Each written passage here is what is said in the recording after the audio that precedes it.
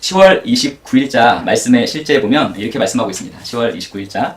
만일 여러분이 삶에서 고군분투하고 피해자로 살고 있는 것 같다면 그것은 여러분이 말씀을 충분히 믿지 않았을 가능성이 높습니다. 자, 여러분의 처지에 대해서 다른 사람이나 처한 환경이나 상황을 탓하지 말고 하나님의 말씀 안에서 의식적으로 그 안에 거하면서 행하십시오.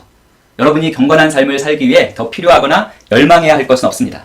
그것들은 이미 그리스도 안에서 여러분의 것입니다.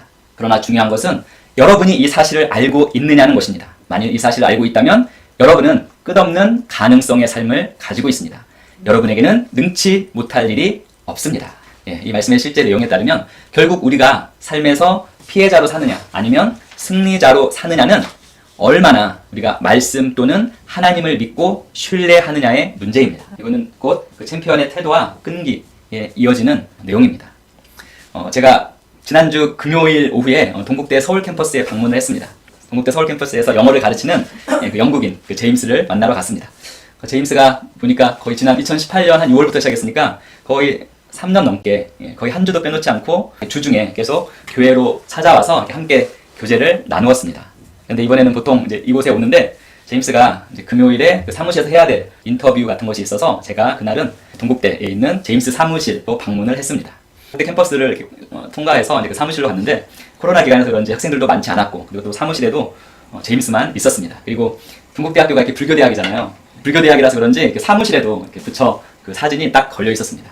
네, 그곳에서 제임스와 함께 교제를 나눴는데 특별히 이제 그날 제임스가 이모셔널 서퍼링, 그러니까 감정적인 고통에 대해서 이렇게 말을 먼저 꺼냈고 이제 제임스도 그런 부분이 좀 있지만 자신의 친구 중에 한 명, 외국인 친구인데 이 친구도 이모셔널 서퍼링, 감정적인 이 고통이 되게 커서 한때 자살도 시도했었고 근데 계속 그 감정적인 고통에서 빠져나오지 못해서 지금 아마 인터널 블리딩이라고 얘기하더라고요. 그러니까 지금 아마 위장에서 이렇게 피가 나는 위궤양이죠. 그러한 상황에 있어서 이렇게 기도를 부탁하면서 병문안 지금 가려고 한다고 저한테 말했습니다.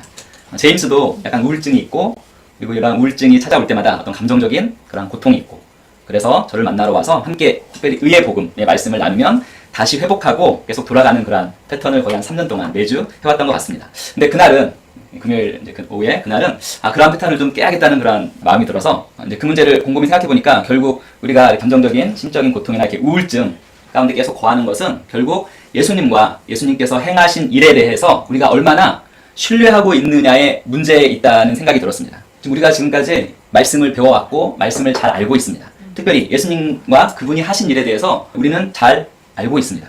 예수님께서 우리를 위해서 고통받으신 일로 우리가 고통받을 필요가 없습니다. 이것은 바로 성경 말씀이 확실하게 우리에게 말하고 있는 내용입니다. 예수님께서 우리를 위해서 고통받으신 일로 거듭난 우리는, 새로운 피조물인 우리는 다시 고통받을 필요가 없습니다. 예수님께서 십자가에서 우리 죄를 위해서 고통받고 죽으심으로 우리의 죄가 해결되었습니다. 우리의 죄가 해결되었다면 우리는 더 이상 죄책감이나 정죄감으로 고통받을 필요가 없습니다. 누가 해결하셨습니까? 예수님께서 이미 십자가에서 고통받아서 해결하신 것입니다. 이제는 구원받은 의인으로서 당당히 하나님 아버지께 나아갈 수 있는 것입니다. 그리고 또한 예수님께서 채찍에 맞으심으로, 채찍에 맞아 고통받으심으로 우리가 나았다는 이 성경 말씀 우리는 잘 알고 있습니다. 자, 우리가 이 성경 말씀을 신뢰한다면 우리는 정신적, 감정적, 육체적 질병으로 고통받을 필요가 없습니다. 우리가 이 말씀을 정말 신뢰하고 이걸 확신한다면 우리가 그러한 고통 가운데 지속적으로 거해야 할 이유가 없습니다. 예수님께서 이미 그걸 고통받으심으로 그것을 가져가셨기 때문입니다. 우리는 그것을 믿습니다. 우리가 구원받는 것과 똑같이 우리가 믿음으로 구원받았습니다. 주 예수 그리스도를 믿고 하나님께서 죽은 자 가운데서 그분을 살리신 것을 믿고 고백함으로 구원을 받았습니다. 마찬가지로 우리가 당하는 이 고통, 예수님께서 이미 이 고통을 위해서, 우리가 당하는 이 고통을 위해서 고통당하셨습니다. 그리고 그 문제를 해결해 놓으셨습니다. 우리가 그것을 믿고 신뢰한다면 우리가 계속해서 그 고통 가운데 거할 필요 없습니다. 이모셔널 서퍼링, 이 감정적인, 이 정신적인 고통의 문제도 예수님께서 그것을 위해 이미 고통 받으셨고 해결하셨음을 우리가 믿고 신뢰한다면 우리는 그러한 문제에서 자유할 수 있습니다. 그러한 생각이 이제 들어서 그걸 얘기하고 그 부처의 사진이 걸려있는 그 큰 대학 그 사무실에서 제임스와 함께 큰 목소리로 그것을 선포했습니다. 나는 예수님을 믿고 신뢰합니다. 한번 해볼까요? 나는 예수님을 믿고 신뢰합니다. 나는 예수님이 행하신 일을 믿고 신뢰합니다. 그래서 예수님이 우리의 우울증과 이모셔널 서퍼링을 위해 고통을 이미 당하셨기 때문에 그것들은 더 이상 우리의 것이 아닙니다. 우리의 초점을 다시금 예수님과 그분의 말씀 그리고 그분이 행하신 일에 맞춥니다. 이렇게 큰 소리로 고백하고는 방언을 했습니다. 함께 그곳에서 방언을 하고 나서 제임스의 얼굴이 환해진 것을 볼 수 있었습니다. 자, 우리가 삶에서 고군분투하면서 피해자로 산다면 그것은 우리가 말씀을 믿지 않기 때문입니다. 오늘 우리는 아주 심하게 이모셔널 서퍼링, 감정적인 고통을 아주 극심하게 겪고 있는 한 명의 하나님의 사람에 대해서 살펴볼 것입니다. 그 사람이 쓴 시가 바로 오늘 말씀 주제인 시편 13편입니다. 자, 이 시편 13편은 단지 6절로 구성된 비교적 아주 짧은 시입니다. 그런데 이 짧은 시 안에서 우리는 이 시편 저자의 감정이 마치 롤러코스터를 타는 것처럼 요동치는 것을 볼 수 있습니다. 그래서 이 시편을 읽는 사람 중에서는 이 시편 저자가 바이폴라라고 하죠. 조울증을 겪고 있는 것이 아닌가 하는 의심을 하기도 했습니다. 그만큼 이 감정적인 롤러코스터, 기복이 너무 심하기 때문에 그렇습니다. 즉 감정적으로 심한 고통을 호소하는 것으로 이 시편을 시작하다가 갑자기 기쁨이 넘치면서 할렐루야로 끝나기 때문입니다. 자, 무엇이 이 시편 저자를 극한 감정적 고통에서 극적으로 회복시키게 만들었을까요? 먼저 같이 한번 짧기 때문에 한번 같이 시편 13편 1절부터 6절까지 한번 같이 읽어보겠습니다. 여호와여 어느 때까지니까 나를 영원히 잊으시나이까 주의 얼굴을 나에게서 어느 때까지 숨기시겠나이까 나의 영혼이 번민하고 종일토록 마음에 근심하기를 어느 때까지 하오며 내가 원수가 나를 치며 자랑하기를 어느 때까지 하리이까 여호와 내 하나님이여 나를 생각하사 응답하시고 나의 눈을 밝히소서 두렵건대 내가 사망의 잠을 잘까 하오며 두렵건대 나의 원수가 이르기를 내가 그를 이겼다 할까 하오며 내가 흔들릴 때 나의 대적들이 기뻐할까 하나이다. 나는 오직 주의 사랑을 의지하여 싸우니 나의 마음은 주의 구원을 기뻐하리이다. 내가 여호와를 찬송하리니 이는 주께서 내게 은덕을 베푸심이로다. 원망으로 시작하는 내용에서 할렐루야죠. 여호와를 찬양하라로 맺고 있습니다. 어떻게 이것이 가능할까요? 1절 다시 한번 읽어보겠습니다. 여호와여 어느 때까지니까 나를 영원히 잊으시나이까 주의 얼굴을 나에게서 어느 때까지 숨기시겠나이까. 자, 이 1절은 시편 저자가 왜 그토록 감정적인 이 고통을 겪게 되었는지에 대한 근본적인 원인을 우리에게 알려줍니다. 자, 그것은 무엇과 관계 있습니까? 나를 영원히 잊으시나이까. 즉 하나님께서 어딘가 멀리 떠나 계신 거예요. 그래서 주의 얼굴을 나에게 어느 때까지 숨기시겠나이까. 하나님이 어디로 떠나셔서 다시 시편 저자를 만나주지 않고 있는 그러한 상태입니다. 즉 그 감정적인 고통의 근본적 원인은 바로 이 하나님의 임재와 관련이 있다는 것을 우리가 알 수 있습니다. 즉 하나님이 떠나가신 것입니다. 그리고 떠나가신 하나님께서 돌아올 기약이 없는 상황입니다. 그래서 여호와여 하나님 어느 때까지입니까? 언제까지 기다려야 합니까? 저를 영원히 안 보시렵니까? 언제까지 하나님을 만나지 못하는 이 상황이 지속될 것입니까? 라고 지금 시편 저자는 말하고 있습니다. 구약에서는 하나님께서 하나님의 사람들에게 오셨다가 떠나가는 것이 반복되었습니다. 왜냐하면 구약의 하나님의 사람들은 오늘날 새로운 피조물인 우리처럼 하나님께서 거하시는 성전이 아닙니다. 그렇기 때문에 구약에서 하나님의 임재는 일시적인 것이 될 수밖에 없었습니다. 만나는 주시되 그 사람 안에 거할 수는 없었습니다. 그런데 그러한 상황, 대부분은 하나님의 사람들에게 하나님께서 찾아오시고 이름 부어주셔서 하나님의 일을 하게 하고 떠나가는 것이 보통인데 이 시편 저자, 결국 다윗입니다. 이 하나님의 사람인 이 다윗은 보통은 하나님께서 찾아오셨다가 이렇게 떠나가시는데 이 다윗에게 있어서는 일상적으로 그러한 경험, 하나님께서 오셔서 하나님과 함께하는 그 경험이 정말 그 일상적인 경험이었던 것으로 보입니다.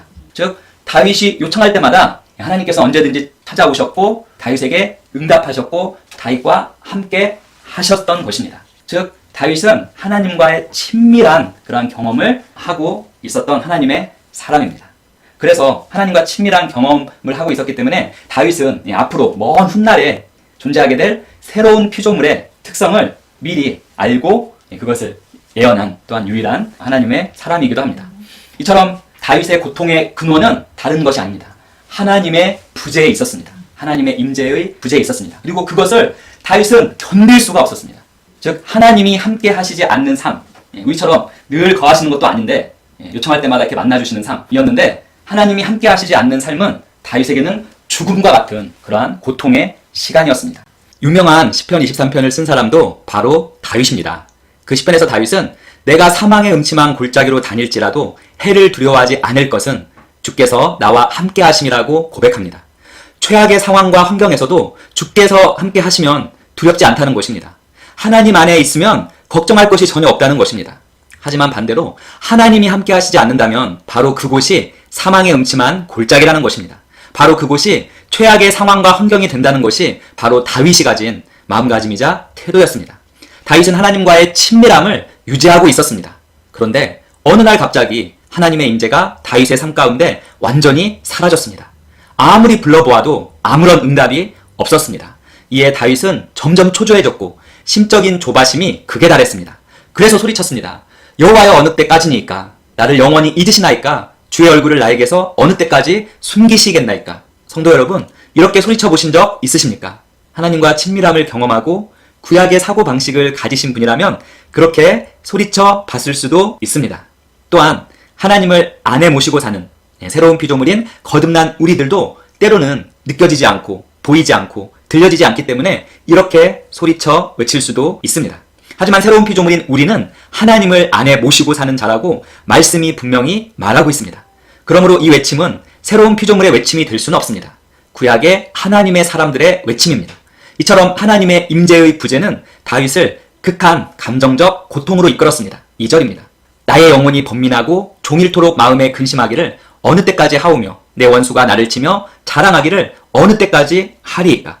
마음을 쓰던 어떤 일들이나 마음을 쓰던 사업이 계속해서 문제가 생길 때, 또는 정말 사랑하는 사람이 계속해서 자신의 마음을 받아주지 않을 때, 우리는 하루 이틀 또는 몇 날을 계속해서 종일토록 근심하고 번민하며 감정적인 고통을 겪을 수 있습니다. 그런데 다윗은 그러한 일들이 아닌 하나님의 임재의 부재로 말미암아 그러한 고통을 겪고 있었습니다. 게다가 설상가상으로 그런 상황 가운데 원수들이 공격해 옵니다. 원수들이 공격해 올 때 예전 같았으면 당장 하나님께 상담을 하고 그 원수를 단번에 물리쳤을 텐데, 지금 상담할 수 있는 하나님께서 부재한 상태에서 다윗이 할 수 있는 것이 아무것도 없었습니다.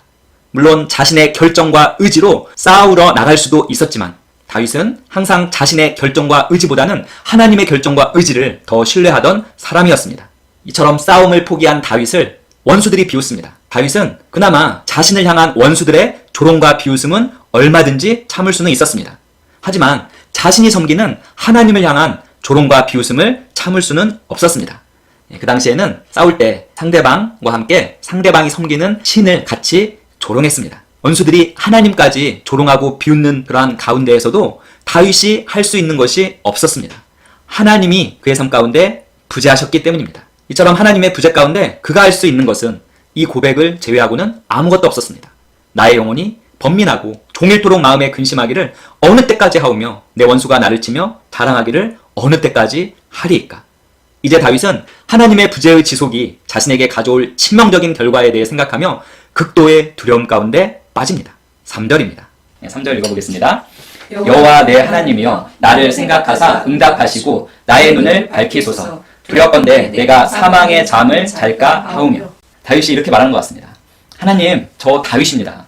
하나님이 함께 하셔서 키가 3m나 되는 골리앗도 조그마한 물맷돌 한 방으로 쓰러뜨렸던 다윗입니다. 제가 할 수 있는 일이 아니었습니다. 하나님이 함께 하셔서 되어진 일입니다. 제가 블레셋과 이방 족속을 대적해서 거둔 모든 승리는 전부 하나님께 그 공이 있습니다.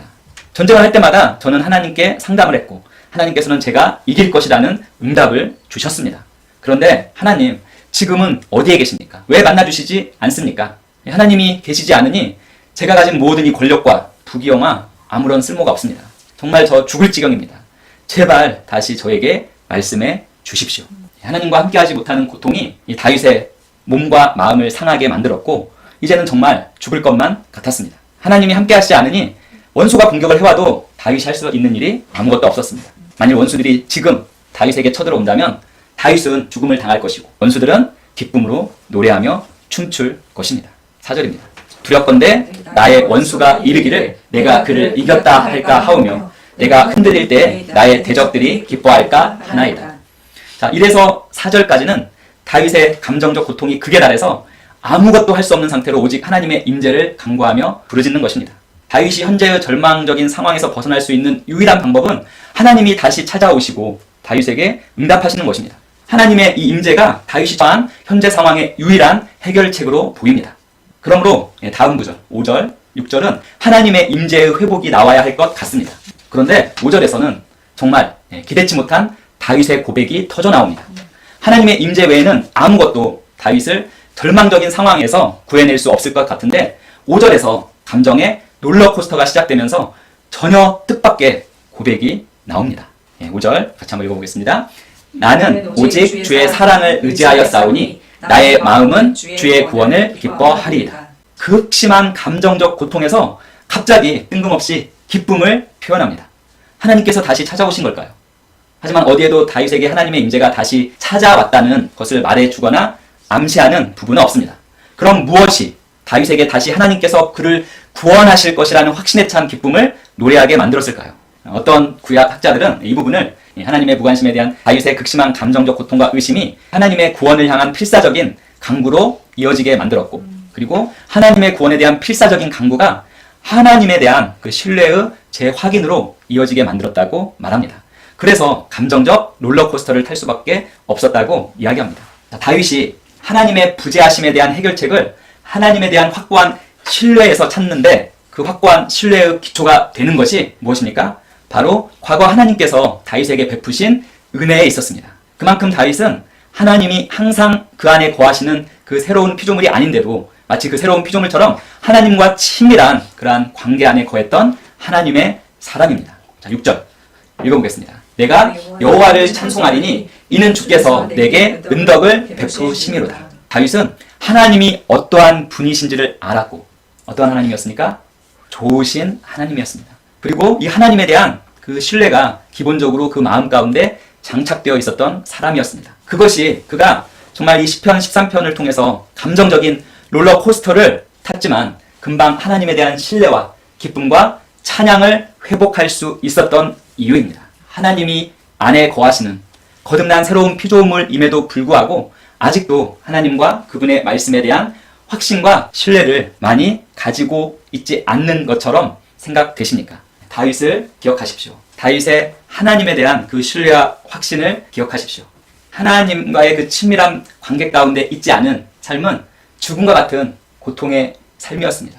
그것이 바로 다윗의 마음가짐이고 다윗의 태도였습니다. 그래서 구약임에도 불구하고, 새로운 피조물이 존재하지 않던 구약이었음에도 불구하고 다윗은 마치 오늘날 거듭난 우리처럼 하나님과 동행하며 하나님과 친밀함 가운데 기쁨과 찬양이 넘치는 삶을 살 수 있었던 것입니다.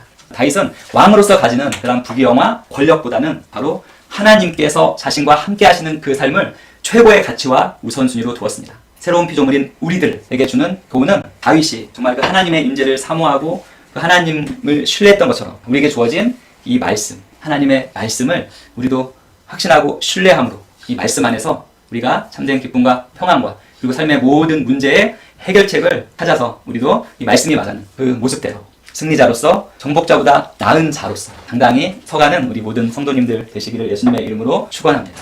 예수님을 바라보십시오. 예수님께서 행하신 일들을 바라보십시오.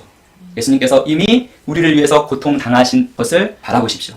예수님께서 우리를 위해서 고통당하신 그 일들을 우리가 다시 가져와서 우리가 고통당할 필요는 없습니다. 구원의 문제와 건강의 문제와 재정의 문제, 삶의 모든 문제는 우리가 바로 예수 그리스도와 그분의 말씀에 초점을 맞추고 그 말씀을 신뢰하고 확신할 때 잠잠해지고 사라지고, 그리고 하나님께서 우리에게 기대하시는 그 모습으로 우리는 힘차게 당당하게 살아나갈 수 있습니다.